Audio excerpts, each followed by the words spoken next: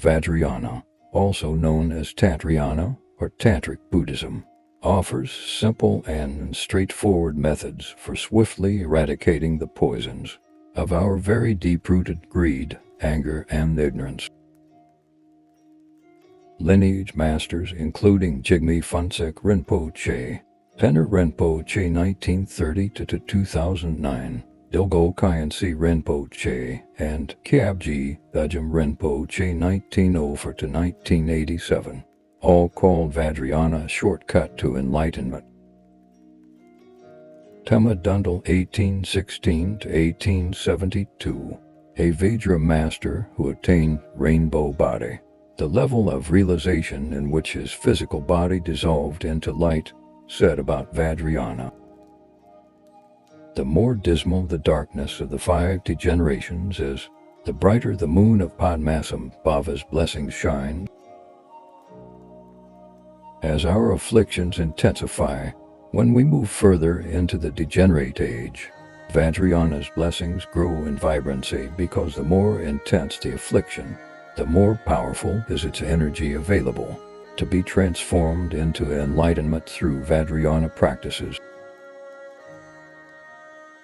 It's like when there's a lamp fire, a gale can easily blow it out, but when it's a wildfire, a gale can build it up until the fire burns over the whole forest. Vajrayana is the gale to the wildfire of our afflictions.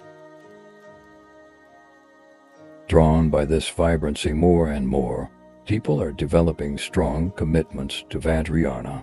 Western seekers immersed in quick-fix culture long for the most effective practices to promptly eradicate afflictions, and therefore many choose Vajrayana. Tantric literature says Vajrayana encompasses all practices of the 84,000 teachings of the Buddha, and it can lead one to Buddhahood in a single lifetime. For example, the collected Tantra of the Ultimate Meaning says, "Those who generate faith in this Vajrayana and uphold it will receive the blessings from all the Buddhas,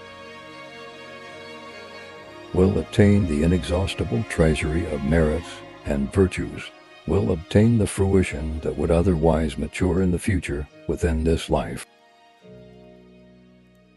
While it may take someone 10 million eons to attain liberation from the cycle of rebirth by following the Sutrayana tradition, through the blessing of Vajrayana a person can fast forward to enlightenment in this very life.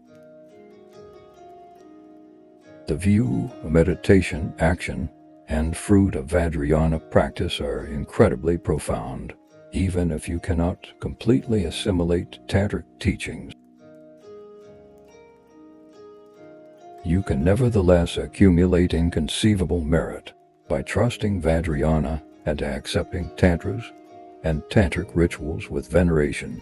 The Tantra of Vast Open Space says, "Whoever generates faith in Vajrayana, that conveys the ultimate teachings and further assimilates its doctrines, even if he hasn't ever put it in the real practice, not even as little as a particle of dust, the fruition he attains is Buddhahood." Therefore, lazy practitioners can still receive incomparable merit just by receiving Vajrayana teachings and empowerments. The Great Perfection Dzogchen, the highest and innermost teaching of the Nyingma school, is the pinnacle of the Vajrayana vehicle. Mipham Rinpoche, a great spiritual leader of Tibetan Buddhism's Nyingma school, whom I've mentioned several times in the book, wrote, "Sentient beings in a degenerate age are deeply entrapped by afflictions. Other Dharma practices are hard-pressed to tame their minds, whereas the Supreme Great Perfection can completely uproot all afflictions." Guru Rinpoche Padmasambhava, who brought Vajrayana to Tibet, similarly prophesied, as 5 degenerations aggravate, the blessing of the Great Perfection will have an even greater effect. The Great Perfection is the ultimate teaching, in that it explicitly and directly reveals true reality, which is only explained implicitly and indirectly in Vajrayana. Therefore, the practice of the great perfection is swift and effective. It's like paddling downstream, which is much speedier than against the current.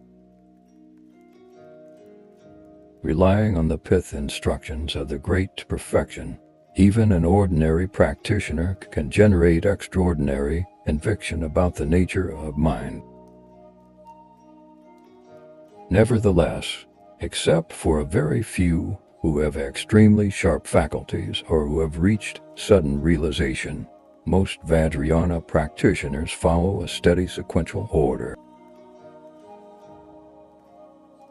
This starts with preliminary practices and then proceeds to the main practice until the practitioners recognize the luminous nature of mind. A gradual path is a safer approach.